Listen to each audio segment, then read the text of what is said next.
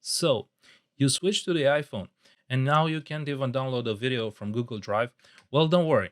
I will tell you so you can at least know why it's not working and what you can do to fix it. Method number one. Obviously, switch back to Android. It's a much better choice.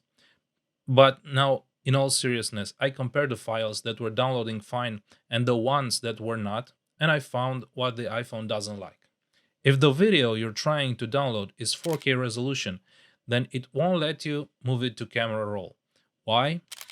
Because of the encoding. So how to fix this?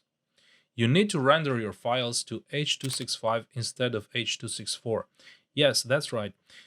Do this and everything will work as it should.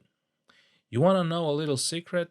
If the video is horizontal instead of vertical, you don't need to encode it to H.265. H.264 will work just fine. Why?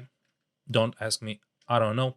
But that's it. Obviously, you won't render a video if it's not something important, but if you're a content creator like me and you need to share your video to Instagram or TikTok, then this will fix your problem.